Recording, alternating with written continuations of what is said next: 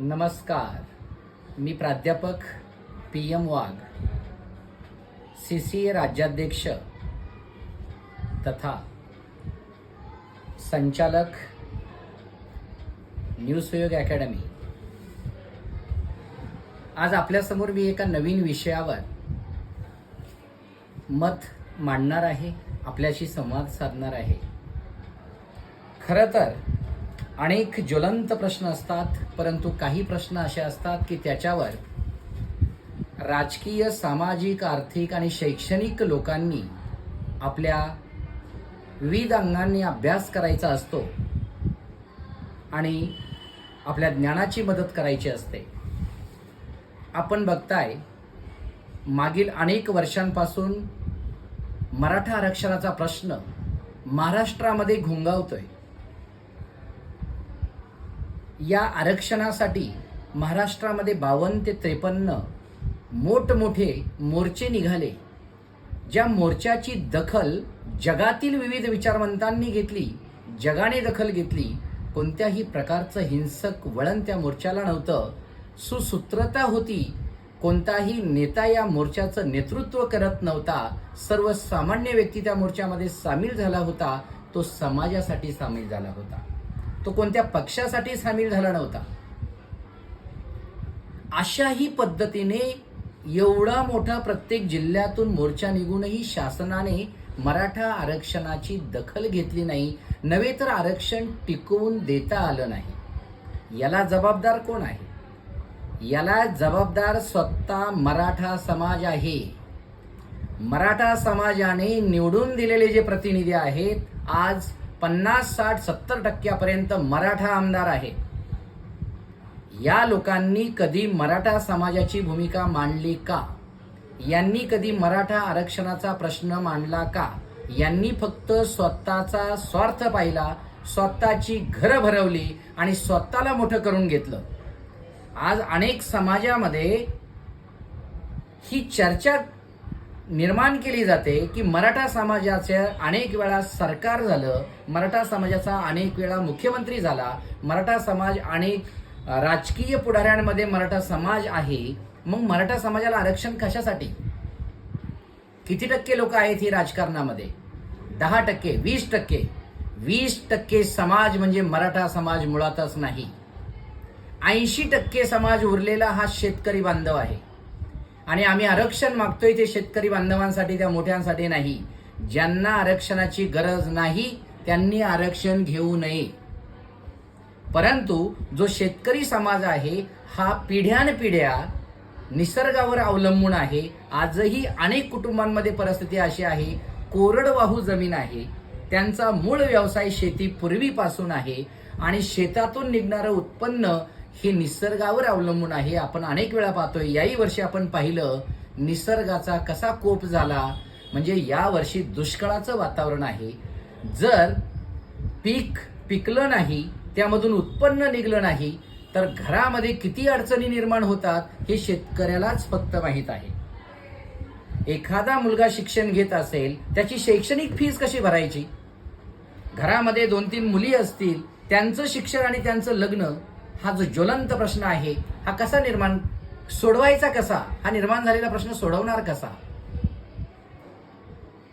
20% समाज जर सुधारित असेल, याचा अर्थ असा नाही का 100% समाज सुधारित आहे.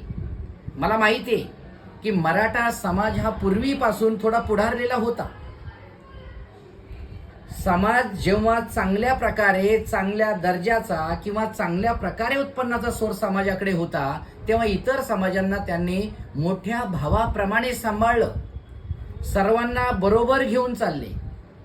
महाराष्ट्रातलं नव्हे तर जगाच्या इतिहासातलं छत्रपती शिवाजी महाराजांचं उदाहरण आहे, ज्यांनी स्वराज्य घडवताना, स्वराज्य निर्माण करताना 18 पगड जातींना बरोबर घेतलं आणि स्वराज्याची स्थापना केली, स्वराज्य निर्माण केलं. त्यावेळेस कधी भेदभाव केला नाही. त्यांचंच रक्त आजही आमच्या धमन्यांमध्ये आहे. आज आम्ही कुणाचा भेदभाव करत नाही, कुणाचा तिरस्कार करत नाही, कुणाविषयी बोलत नाही. माझी विनंती बाकीच्या समाजांना आहे की जे आज मराठा आरक्षणावर बोलतात, इतर समाज, मग तो ओबीसी असेल किंवा इतर समाज असेल, तुम्हाला कुणालाही बोलण्याचा अधिकार नाही. मराठा समाज हा भीक मागत नाही, तर आपल्या आरक्षणाची लढाई लढतोय, म्हणजे आपला हक्क मागतोय. आम्ही सुद्धा या देशाचे नागरिक आहोत. आम्हाला आमचा हक्क हवा आहे. जे आमची पुढची पिढी बर्बाद होईल, जे सामान्य कुटुंब आहेत, जे गरीब कुटुंब आहेत, जे शेतकरी कुटुंब आहेत, यांच्या मुलांना शिकवता येत नाही.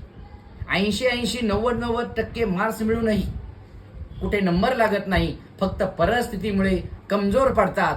आज मला सांगा, लाखोनी जे फीज आहेत, इंजिनिअरिंगचे असेल किंवा मेडिकलचे असतील, हा शेतकरी कुटुंबातील एखादा कर्ता बाप फीज भरू शकतो का?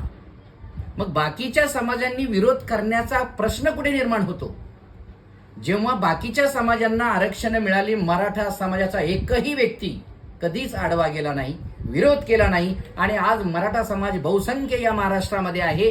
ज्या मराठा या शब्दावरून महाराष्ट्रापर्यंत नाव पोहोचलं असेल, तर मला वाटतं कोणत्याही समाजाने विरोध करण्याची गरज नाही. आणि जरी विरोध केला तरी आता मराठा समाज मागे सरणारा नाही. शासनाने कशा प्रकारे आरक्षण द्यायचं हा शासनाचा प्रश्न आहे. मराठा आणि कुणबी हा वेगळा प्रश्न नाहीये. आज विदर्भामध्ये, खानदेशामध्ये जो कुणबी समाज आहे त्यांना आरक्षण आहे. कुणबी म्हणजे शेती कसणारा वर्ग, मग मराठा वर्ग हा शेती कसणाराच आहे.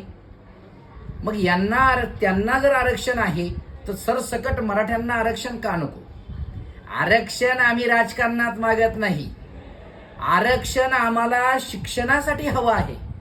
जो गरीब वंचित समाज आहे, जो शिक्षणापर्यंत पोहोचत नाही, मुलं डिप्रेशनमध्ये जातात, आई वडील डिप्रेशनमध्ये जातात, याच्यातून वाचण्यासाठी आरक्षण गरजेचं आहे. आरक्षण आम्हाला दाखवायला नकोय किंवा आरक्षणाचा आम्हाला माज करायचा नाही.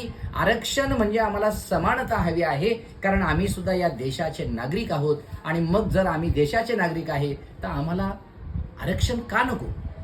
आरक्षणाचा अर्थ लोकांना कळलेलाच नाही. नेमका कशासाठी आरक्षण हवं आहे?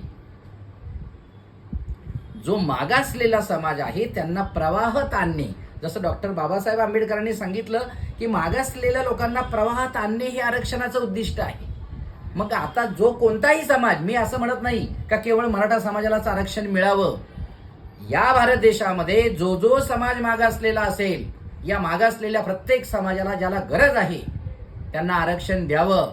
आणि जो शासकीय कर्मचारी असेल किंवा ज्याला गरज नाही, ज्याच्या उत्पन्नाचा सोर्स चांगला असेल, तो मराठा समाजातील असो किंवा कोणत्याही समाजातील असो, त्याला जरी आरक्षण मिळालं नाही तरी काही हरकत नाही, किंवा त्यांनी स्वतः आरक्षण ते नाकारावं. परंतु ज्यांना गरज आहे, ज्यांना बरोबरीने घेण्याची गरज आहे, त्यांना आरक्षणाची गरज आहे. आणि ते आरक्षण मिळवण्यासाठी आज आपल्याला प्रत्येक मराठा समाजातील जे विविध क्षेत्रामध्ये काम करणारे लोक आहेत यांना आपल्या वेगवेगळ्या मार्गाने मदत करायची. ज्यांच्याकडे बौद्धिक क्षमता आहे त्यांनी बौद्धिक क्षमतेचा वापर करायचा आहे. ज्यांच्याकडे आर्थिक क्षमता चांगली आहे त्यांनी आर्थिक पाठबळ द्यायचंय. ज्यांना राजकीय, सामाजिक ज्या ज्या पद्धतीने कुणाला वेळ देता येईल त्यांनी वेळ द्यायचा आहे. आणि आपल्याला गरज आहे एकत्र येण्याची. हीच ती वेळ आहे एकत्र येण्याची, ज्याच्या माध्यमातून आपल्याला शासनाला सळो की पळो केल्याशिवाय आरक्षणाचा मार्ग निकालात निघणार नाही.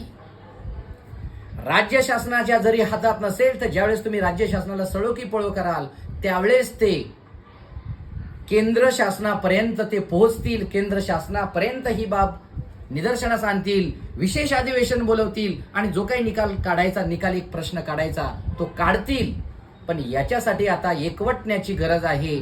माझी सर्वांना विनंती आहे, हात जोडून विनंती आहे की हा प्रश्न एकट्याचा नाही तर हा प्रश्न पूर्ण समाजाचा आहे. आपण आजही एकट्या दुकट्याने नाही तर सर्वांनी संघटित व्हा, एकत्र या आणि आपण आरक्षणाचा मार्ग मोकळा केल्याशिवाय, आरक्षण मिळवण्याशिवाय शांत बसणार नाही.